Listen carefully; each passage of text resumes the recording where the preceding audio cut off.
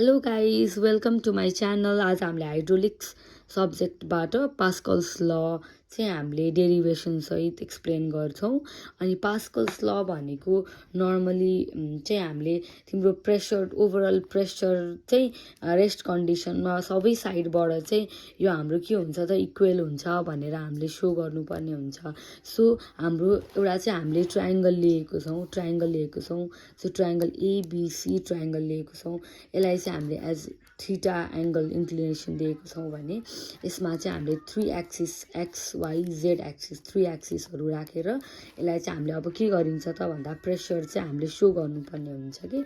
So अब हामीलाई चाहिँ यो डिरेक्सनबाट चाहिँ लागेको प्रेसर हामीले एज्युम गरेको छ पीएक्स प्रेसर, अनि तिम्रो भर्टिकली लागेको प्रेसर चाहिँ पीवाई प्रेसर भयो वाई एक्सिसमा, अनि जेड एक्सिसमा लागेको प्रेसर चाहिँ के भयो त पीजेड भयो। सो पीजेड भइसकेपछि हामीले थीटा इन्क्लिनेसनमा गर्दाखेरि के हुन्छ त भन्दा एउटा चाहिँ पीजेड साइन थीटा हुने भयो, अर्को कम्पोनेन्ट चाहिँ पीजेड कस थीटा हुने भयो। सो अब यसमा चाहिँ पीएक्स डिरेक्सन एक्स डिरेक्सनमा चाहिँ हामीले एबी डिस्टेन्सलाई हामीले के दिने भयो त डिवाई भनेर एज्युम गर्ने भयो।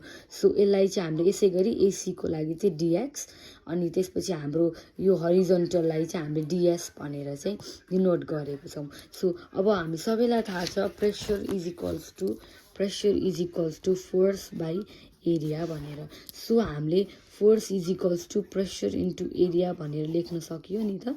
अब हामीले के गर्छौँ 3 साइड्सहरूबाट चाहिँ हामीले कन्सिडर गर्छौँ है त।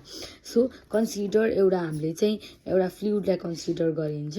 सो यो चाहिँ हामीले रेस्ट कन्डिसनमा लिएको हुन्छौँ, त्यसले गर्दाखेरि चाहिँ विड्थलाई चाहिँ हामीले जहिले पनि विड्थ चाहिँ के गर्ने भयो भन्दा विड्थलाई हामीले युनिटी राखिने भयो, द्याट इज 1 चाहिँ हामीले युनिटी राखिने भयो।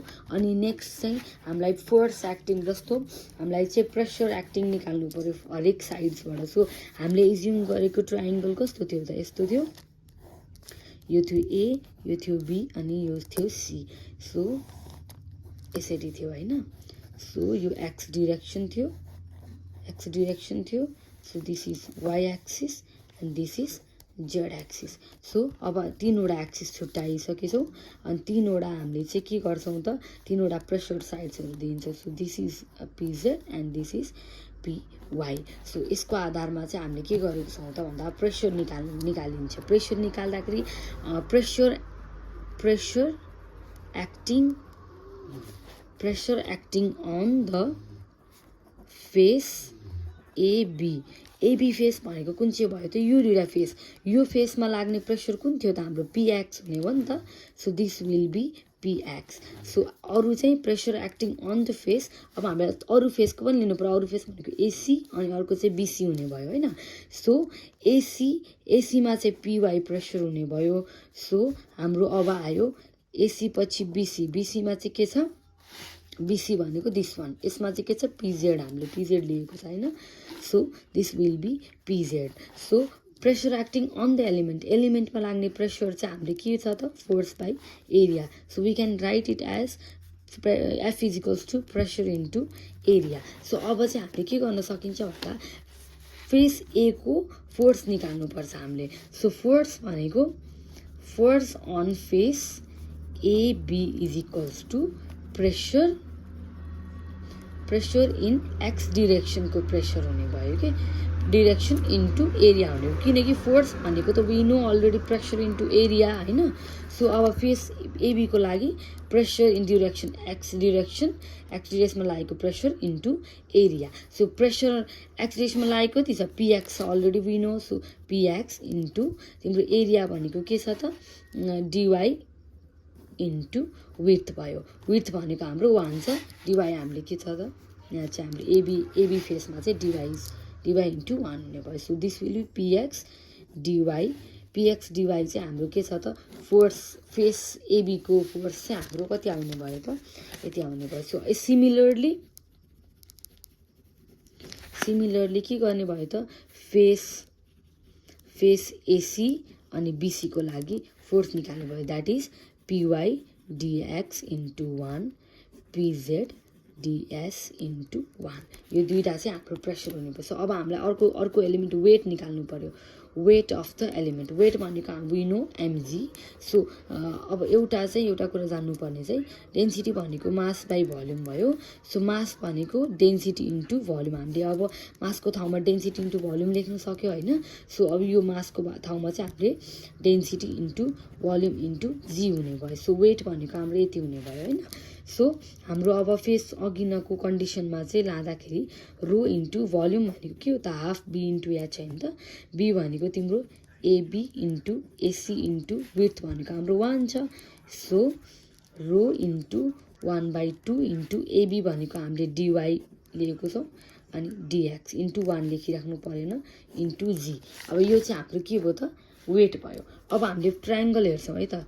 फ्रम ट्रायङ्गल एबिसी अब वी गेट कस थीटा भनेको एबी बाई बीसी। अब हाम्रो ट्रायङ्गल त यस्तो थियो हो एबिसी। सो यहाँ थीटा भएपछि हाम्रो के भयो त कस भनेको तिम्रो कस भनेको हाम्रो कस थीटा भनेको एबी बाई बीसी हुने भयो। सो एबीको ठाउँमा एबी भयो। एबी हामीलाई अलरेडी हामीले डिनोट गरिसकेको छ एसी। सो कस थीटा भनेको चाहिँ AB is equals to BC into cos theta है त। डाइरेक्टली लेखिदिउँ है त। सो हाम्रो के भयो त एबी भनेको डिवाई हो। सो बीसी भनेको डिएस इन्टु कस थीटा हुने भयो। यो हाम्रो के हुने भयो त अर्को इक्वेसन कस थीटाबाट आयो। अब हामीले के गर्ने त फेरि साइन थीटाको फर्मुला लगाएर हामीले डिएक्सको टर्म निकाल्छौँ है त। सो साइन थीटा भनेको के छ त ट्रायङ्गलमा एसी बाई बीसी हुने भयो। सो एसी भनेको हामीले के लेख्नु भयो बीसी इन्टु साइन थीटा लेख्न पायो होइन। सो एसी भनेको डिएक्स बीसी भनेको डिएस इन्टु साइन थीटा। यो हाम्रो अर्को टर्म भयो।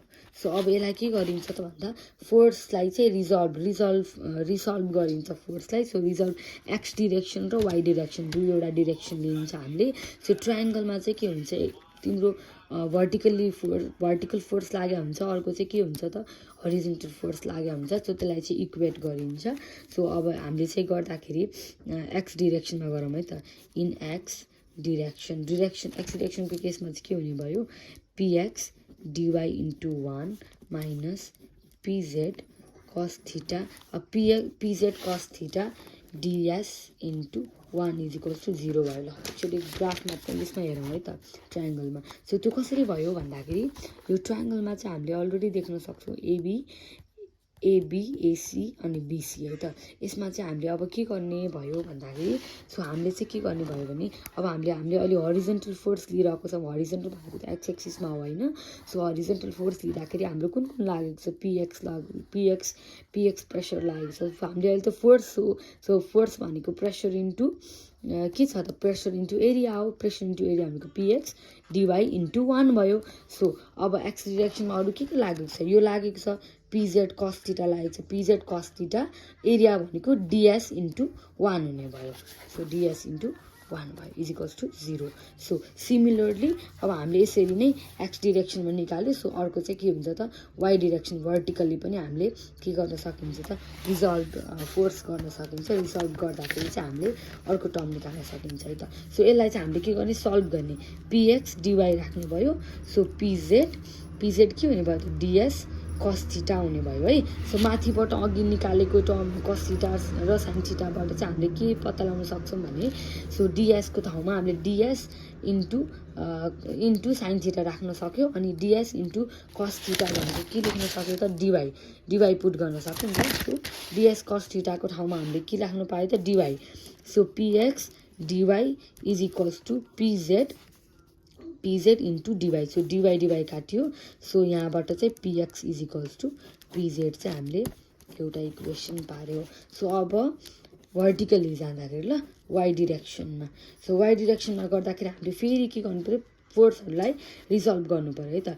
पिवाई डिएक्स इन्टु 1 यो सबै लाग्ने चाहिँ भर्टिकल फोर्सहरू है माइनस अब यसमा वेट पनि लागेको हुन्छ। So PZ sine theta ds into 1 is equals to 0।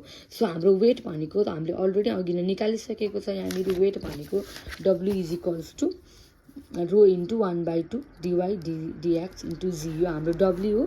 So डब्ल्यूको ठाउँमा लगेर चाहिँ के गर्ने चाहिँ यो भ्यालुलाई लगेर पुट गर्ने। सो हाम्रो चाहिँ के हुन्छ भने एलिमेन्ट चाहिँ एकदमै स्मल भएको कारणले गर्दाखेरि वेट चाहिँ हामीले के गर्छौँ त नेग्लिजिबल भनेर वेटलाई चाहिँ हामीले के गरिन्छ नेग्लेक्ट गरिन्छ है त नेग्लिजिबल है त नेग्लेक्ट गरिन्छ अनि बाँकी भएको टर्मलाई चाहिँ हामीले के गरिन्छ त सल्भ गरिन्छ। So PY dx minus is equals to गरौँ न PZ ds sine theta. So ds sine थीटाको ठाउँमा डिएक्स राख्न सक्यो होइन।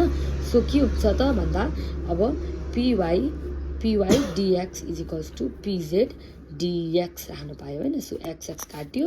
सो अब के हुन्छ त final PY is equals to PZ हुने भयो। This is second equation. So अब के गर्ने from equation first and second we get px is equals to py is equals to pz। So अब चाहिँ यो चाहिँ हाम्रो के हो त फाइनल टर्म चाहिँ हाम्रो यो हो। अनि पास्कल्स ल अब यसपछि चाहिँ पास्कल ल प्रुभ भयो। सो पास्कल लले स्टेट गर्दो रहेछ भने the intensity of the pressure at a point in a fluid at rest is same in all the direction. सबै डिरेक्सनमा चाहिँ के हुन्छ त सेम हुन्छ भनेर चाहिँ हामीले के गर्ने कन्क्लुड गर्ने। Thank you so much for watching.